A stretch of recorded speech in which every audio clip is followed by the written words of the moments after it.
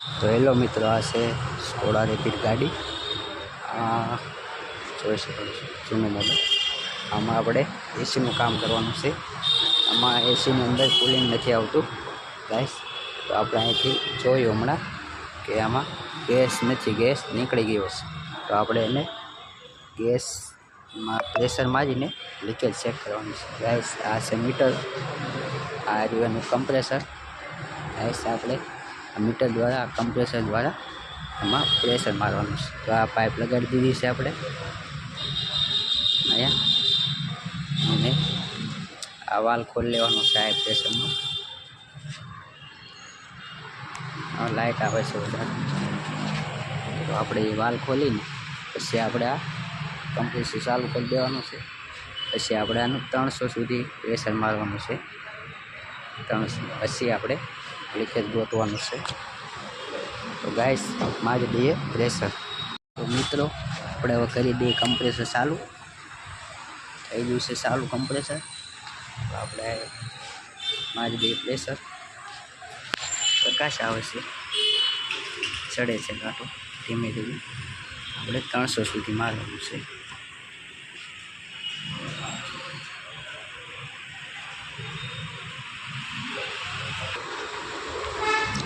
તો ગાઈસ હવે તો સેટ જાય છે બહાર.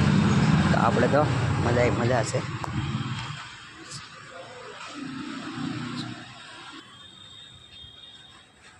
ગાઈસ પ્રકાશ પડે છે યાર. અડ્યું છે એ પગી ગયું છે, જોઈ શકો છો તમે. આપણે 300 ઉગાડવાનું છે. બહુ સ્લો હાલે છે અમારું કમ્પ્રેસર, થોડું વીક છે.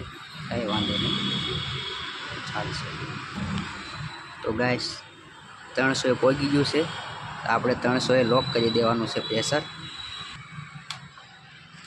અહીંથી આપણે લોક કરી દેવાનું છે, ટાઈટ કરી દેવાનું છે.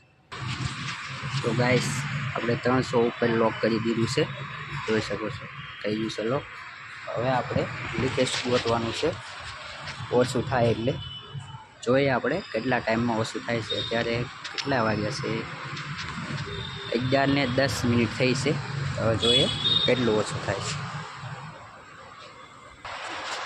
ત્યાં સુધી આપણે પહેલાં આપણી સિસ્ટમ ચેક કરી લઈશું. લીકેજ તો આપણી સિસ્ટમ છે નહીં ને, પહેલાં આપણી સિસ્ટમ ચેક કરી લઈએ.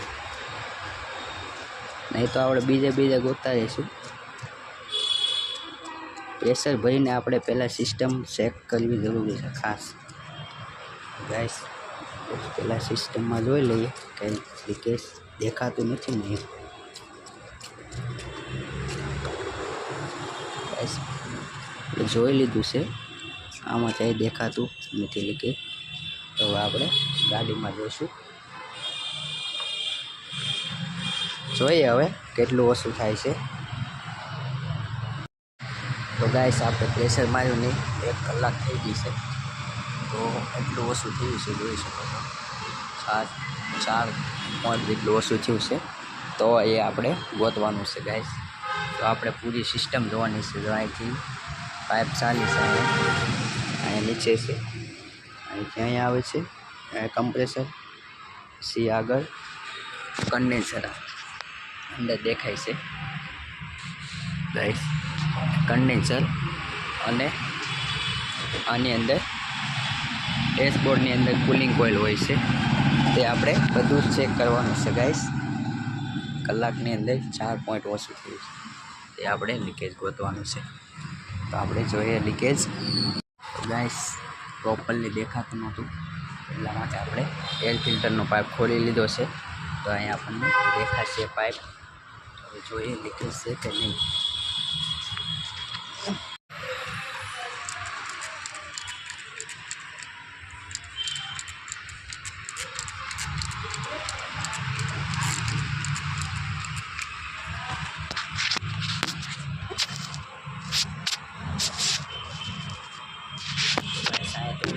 હવે આગળ આપણે જોઈએ.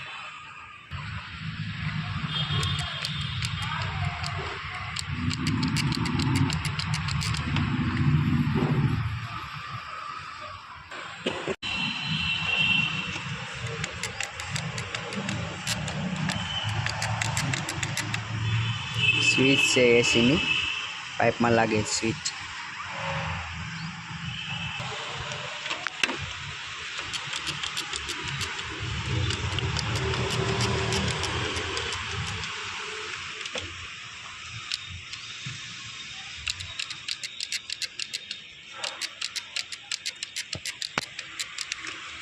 આ કમ્પ્રેસરમાં છે પાઇપ, કંઈ દેખાતું નથી. હવે આપણે જોવાનું છે આગળ.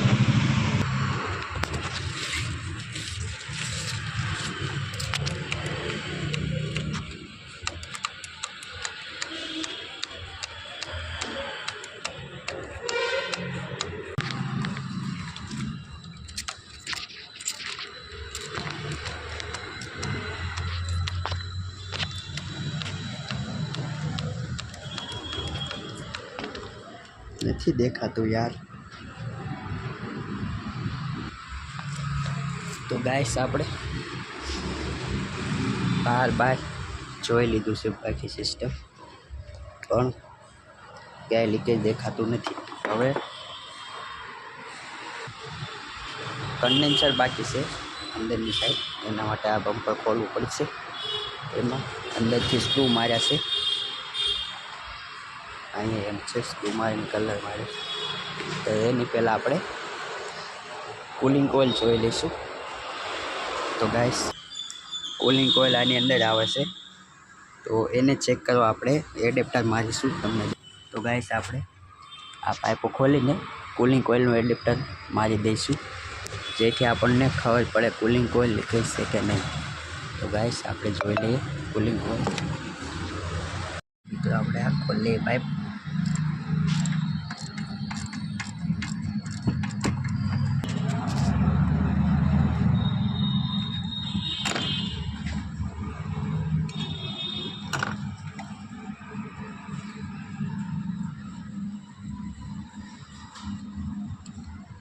ગાઈસ આપણે ખોલી લીધી છે પાઇપ. તો મિત્રો આપણે બંને પાઇપ ખોલી લીધી છે. હવે આપણે એમાં એડેપ્ટર મારવાનું છે. તો ગાઈસ આ છે બધા અલગ અલગ એડેપ્ટર કુલિંગ કોઇલના, જોઈ શકો છો. આ બીટનું છે, મારુતિનું છે, આ હુન્ડાઈનું છે, આ હુન્ડાઈનું છે, આ છે આપણે સ્કોડાનું. આવું જે કહે છે આપણે ગોતીએ. બીજું આમાં છે, આ બંને છે આપણે લગાવવાના છે, જોઈ લગાવીને. મિત્રો આપણે એડેપ્ટર લગાડી દીધા છે. હવે આપણે ડાયરેક્ટ કુલિંગ કોઇલનું પ્રેશર મારવાનું છે. આપણે પ્રેશર મારી દઈએ.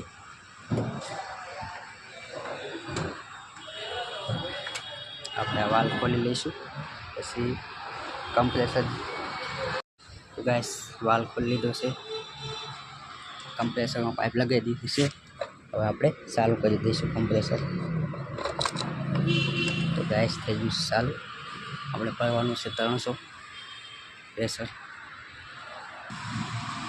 તો ગાઈસ કુલિંગ કોઇલમાં મારી છે એટલે જાય છે જલ્દી 300 ભરવાનું છે.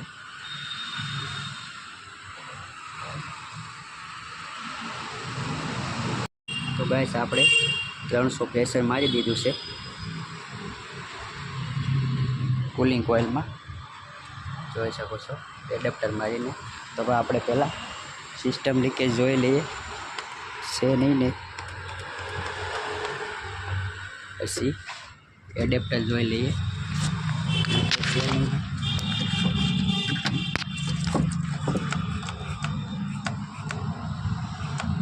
એડેપ્ટરમાં લીકેજ છે, તો ગાઈસ જોઈ શકો છો. દેખાય છે, થોડું ઝૂમ કરું ગાઈસ.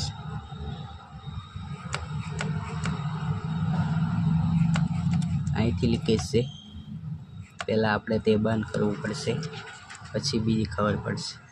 તો મિત્રો કુલિંગ કોઇલમાં આપણે 2 કલાક પ્રેશર રાખ્યું હતું, જરાય ઓછું નહોતું થયું. હવે આપણે પાછું સિસ્ટમમાં મારી દીધું છે. હવે આપણે આ બમ્પર ખોલવાનું છે, બમ્પર ખોલવું પડશે. હવે આપણે આ બમ્પર ખોલીને જોઈ લઈશું.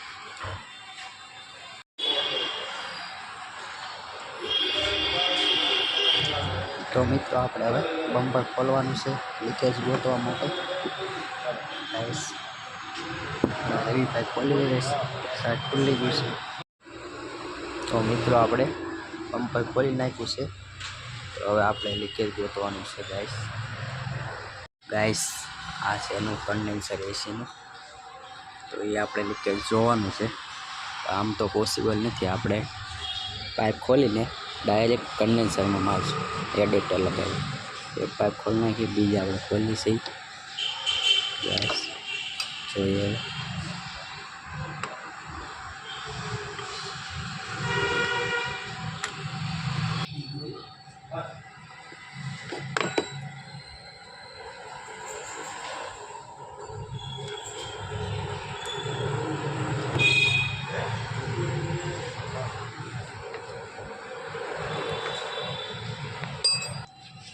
તો બંને પાઇપ ખુલી ગઈ છે.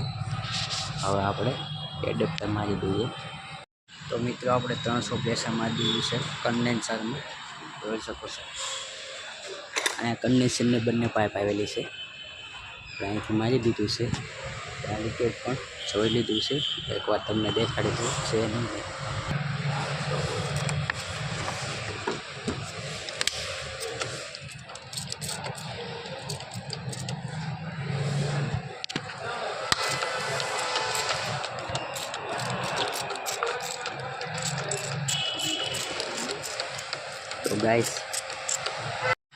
તો ગાઈસ જોઈ શકો છો કેટલું ઓછું થઈ ગયું છે. તો આપણે 300 ભર્યું હતું, ઓછું થઈ ગયું છે કન્ડેન્સરમાં. તો ફાઇનલી હવે કન્ડેન્સર આપણે ખોલવાનું છે ગાઈસ. તો આપણે ખોલી લઈએ કન્ડેન્સર લીકેજ છે.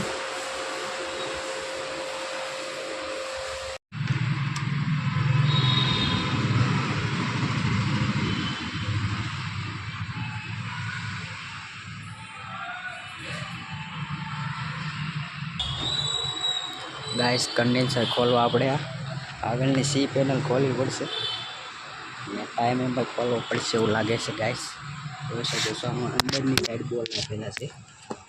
અહીંયા દેખાય તેમ નથી. અહીંયા પણ આપણે આ ટાઈમ એમ્બર આખો ઉતારવો પડશે.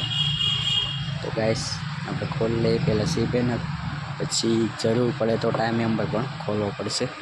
એના માટે હેડલાઇટ પણ ખોલવી પડશે. તો બહુ જ માથાકૂટ છે ગાઈસ. આપણે ખોલી લઈએ. તો ગાઈસ આપણે ટાઈમ એમ્બર ખોલી લીધું છે. જોઈ શકો છો આ સી પેનલ છે. આ ટાઈમ એમ્બર આખો ખોલીને બહાર કાઢી લીધો છે અને આપણે કન્ડેન્સર બહાર કાઢી લીધું છે. તો હવે આપણે લીકેજ જોવાનું છે ગાઈસ. પાઇપ લગાવી દીધી છે. તો આપણે ચાલુ કરીને જોઈશું.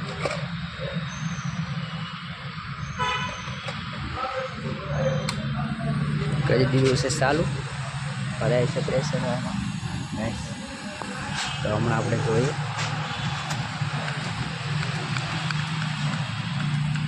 ગાઈસ જોઈ શકો છો અહીંથી પાઇપ તૂટી ગઈ છે. ફાઇનલી કન્ડેન્સર લીકેજ છે. જોઈ શકો કેટલું લીકેજ છે. તો ગાઈસ ફાઇનલી આપણને લીકેજ જડી ગયું છે, કન્ડેન્સર નાખી દેશે. તો આપણો કેસ શોર્ટ થઈ જશે ગાઈસ. તો આવી જાણકારી માટે ચેનલને સબસ્ક્રાઈબ કરો, વિડીયો લાઈક કરી.